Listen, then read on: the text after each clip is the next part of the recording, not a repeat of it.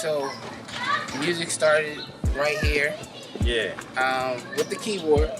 Right here, yo. This house right here. Right here. All right. So when we talk about inspiration for music, to this point, from when you were a kid to this point, what other your inspirations? Bro, I mean, we could go back to the lunch table, man. You know, like that's really where it was at, man. Like I gotta. Actually, one of the lines on my title track, I talk about the cats spitting the freestyles. You know what I'm saying? From 106 to Park, like it was theirs. You know what I'm saying? So I was always a beat guy, yo. Like actually, beat on the table. Dude. Yeah. My first beat that I did, like in front of people, when people was like, "Yo, like that's dope." Yeah. It was the Vibrant Thing joint, yo. Yeah. Oh. The Vibrant Thing. Dun, dun, dun, dun. You know what I'm saying? That joint. Yeah, that's dope. That's dope. Bro. Okay. So between that, and then like the Outkast, So Fresh and So Clean. Oh yeah. Those was like the two beats that I was doing on the table that kind of like it was like, yo, like this dude can hear it and know what he's doing, you know? Yeah, that's good. Okay. It was cool, man. The lunch table definitely broadcast together, man. Okay, and so you went through that phase. Inspirational wise, I can tell you probably you did some church stuff, right? For sure. You did some church stuff. That's actually where I started using the keyboard that I was freaking on, you know what I'm saying? Okay. One of the guys the one guy that played, the minister there, he left. He got deported. Well, not he got deported. He left for the military, man. Gotcha. Okay. You know what I'm saying? So he got restationed. So I just started picking up. We had nobody playing. Yeah. And you know, he was gracious enough to hear me bang on the keys a couple times until I actually developed, you know, the skill. So. Right. Yeah, man. Now, when we talk about the music, this album that's coming out, I want to know what was your mind space in creating this. Where were you at? And how long did it take? How long did it take to write this? I mean, we could say a year and a half as far as the music part, but the inspiration, it took since I was growing up in this neighborhood, man. Yeah. It took since like 3rd grade, you know what I'm saying? For real.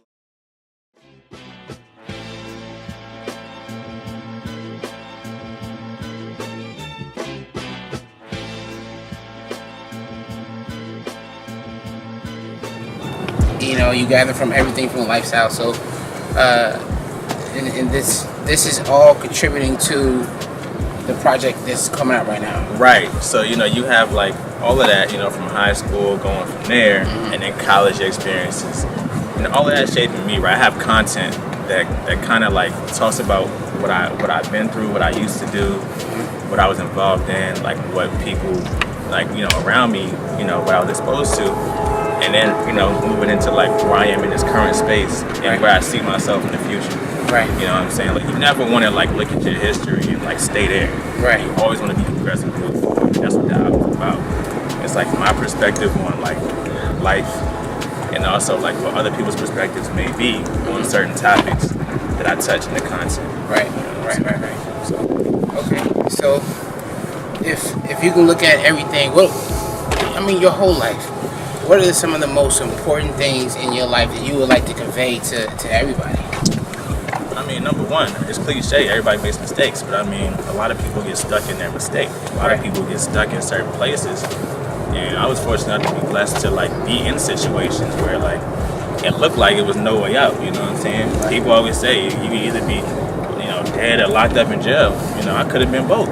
Right. You know, but you know, I don't look like it now. No. You know what I'm saying? I don't look like nothing I, you know, was a part of when I was younger, man. So, that's good. You know, that's just a blessing and like, you know, keeping God first and having, you know what I'm saying, that be the number one priority and kind of allowing Him to shape you into your purpose.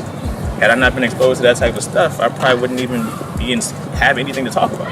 Right. You know what I'm saying? So, yeah, that's where we at with it, man. All right, so we're in your old neighborhood, okay? Yeah, you know, I used to live over here as well, over on that side, Westgate. I ain't got Westgate boy. There you go. So classic moments that you had in this neighborhood. Man, since we on the gate, man, we on the bridge right now. I think about my cousin, yo, like, my cousin Tip, yo, like. Running from the dog on the way to walk into Westgate, yo. Because like every morning we used to walk to school, we used to cross this bridge, you know what I'm saying? And we didn't have school buses, man. We just walked, right? And yeah, man, I'm like walking behind her, And these pit bulls used to every day they used to like busting through the fence. Like, yo, like one day they gonna bust through. That day, they broke through, bro.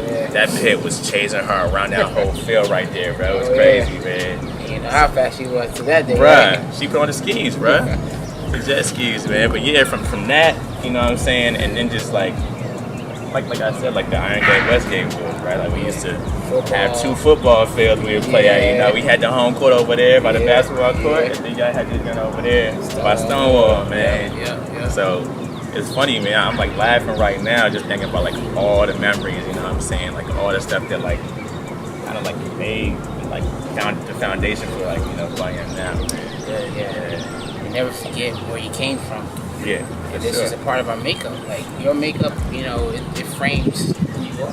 Right, so man. Get that. Shoot, like I feel like that's why you do what you do, right? And like you come back to here, you know what I'm saying, to kind of like keep you humble. You know what I'm saying? Like keep keep the foundation. You know what I'm saying? Keep you grounded, man. Like when you in your art and you in your craft, you always want to incorporate everything. You know what I'm saying? That's how you connect. You know what I'm saying? To people.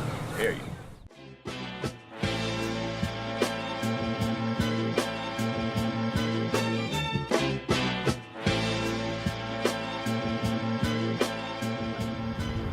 Now kids don't get that, right?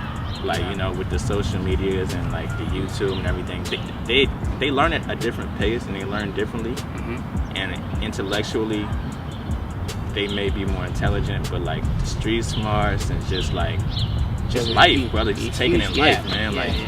Yo, they can't go outside, yo. Like we had the street lights. That was your mama had to say nothing. She didn't text us or nothing. The street lights, you better be in there. Yeah. Really, it was before the street light, but if your parents was cool, when the street light came on, they gave you like 5 minutes to get back. You know what I'm saying? You were running too, right? Yo, what?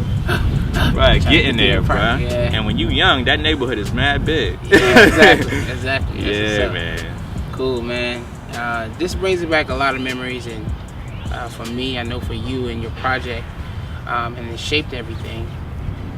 Let's talk about real quick this.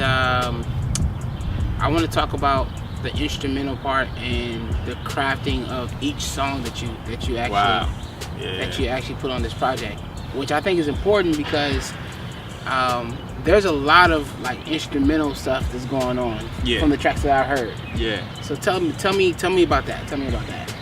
Wow, man. So number one, like again, like when me being so attached to music, like my whole family is like music, bro. Like we at Thanksgivings, man, like we can't go with Thanksgiving without singing some songs or playing some instruments or whatever, man. So it's always been birthed through me, and it's just I feel like I'm like the first one to kind of take it to the production side and to like translating the live to like pretty much just translating live to production and actually like doing something different with it, putting like my spin on it and putting like how I take in music and taking it there. Like most of my family plays different instruments, so I was blessed to be able to hear different instruments and the placement of where they are, and it really helps and influence my production style and also the production that I like. I have other people that have made production on the project as well, but as far as how it sounds, man, like there's certain things I pick up on. Like I need a bass line, you know what I'm saying? Like I need a little bit of keys in there, man, you know what I'm saying? So it's just that vibe. You gotta add the hip hop kick, right? You know what I'm saying, to kind of bring it in. So you have like a neo soul hip hop vibe like throughout the project. Like you said before, it was like, yo, like you get the old school vibe, right? Like you get the old school vibe, and you also get like a little jazz vibe. Yeah. And then you get like the current future vibe. Right. You know what I'm saying? So you really kind of like engulf all that into one, and that's the NonPareiL sound. Dope. I love that. And this is to me coming into this. Right now the industry. You look at different music. We have one hit quitters. Dropping a single here, dropping a single there. But this project to me, the way you have crafted this is one that you put in and you listen all the way through. Is that the mindset you want to go? Bruh, I love a good album. Like I love a great album, man.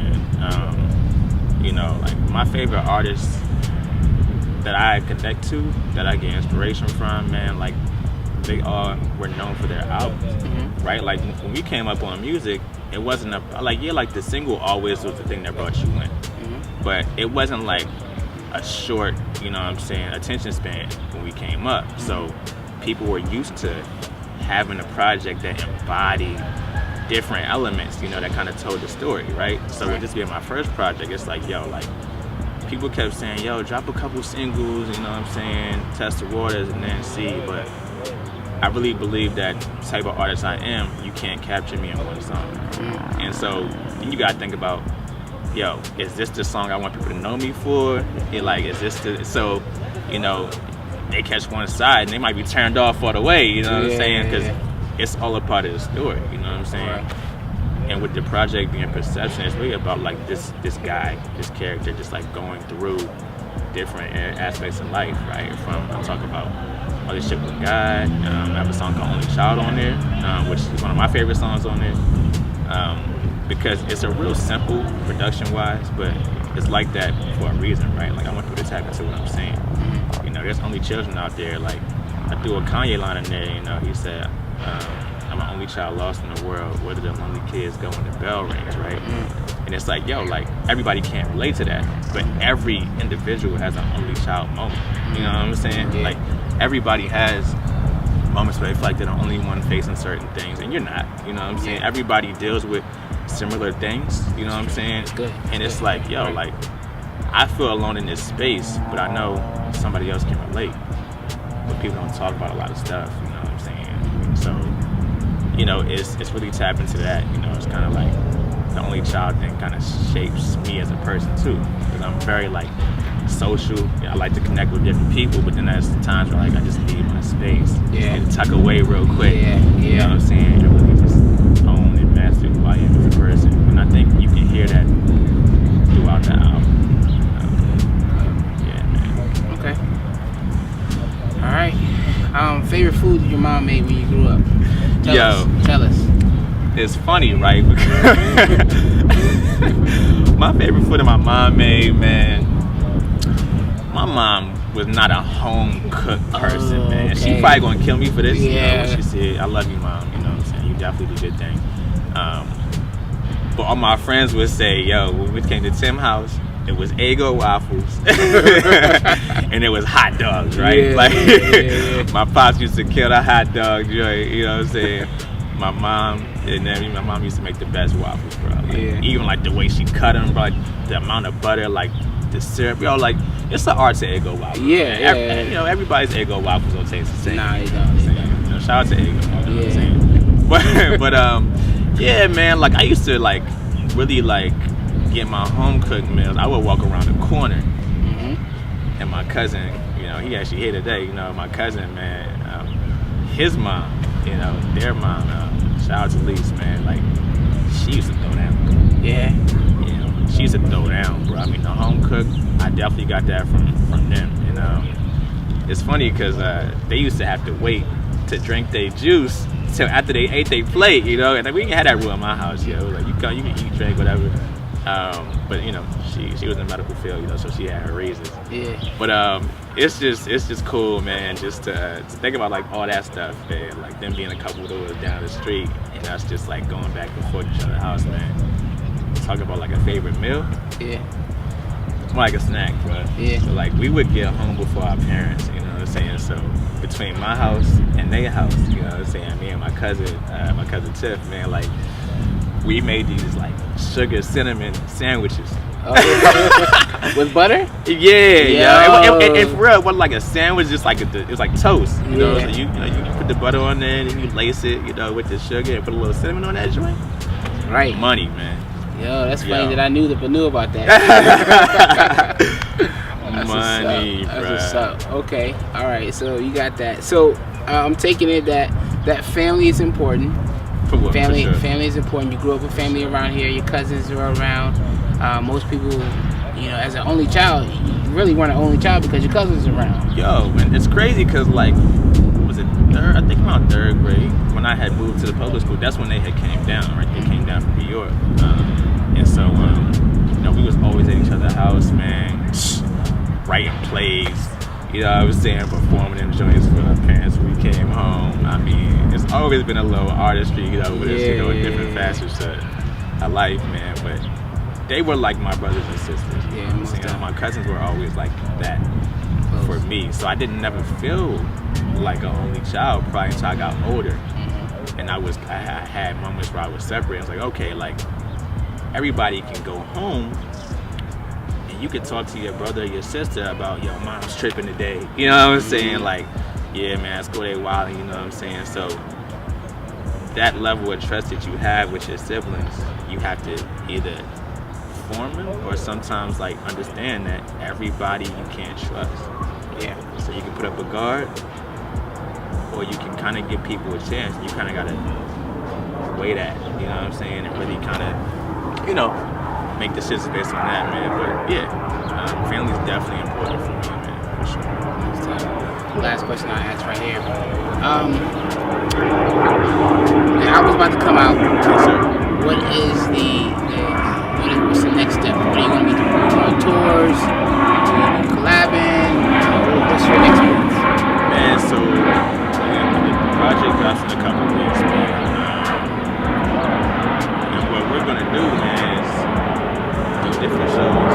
Collabing, I'm working with a couple of DJs right now, a couple of promoters, man. We're trying to string together like some different spots, some different cities, man. I was talking to one of my buddies the other day, and we're gonna be up and down the East Coast, man. Like, we definitely gonna do a couple things in DMV for sure. We're going up top from New York to Carolina, man, you know, to even, you know, Florida, man. So we really gonna touch, you know, different spots in the East Coast and start there, you know, and kind of see, like, you know, of course, like, you know, you wanna check your demographics and see what people are really rocking with you, and then eventually, like, hit those spots, man. So it's kind of like a slow process of like tapping into it and developing. We're gonna kind of ride this project out for the year, man, and really like give it the energy that it deserves. You know? The thing's been brewing my whole life, man, so we definitely not gonna run through it for sure. Awesome. That's what's up, man. Let's get it. Let's get it.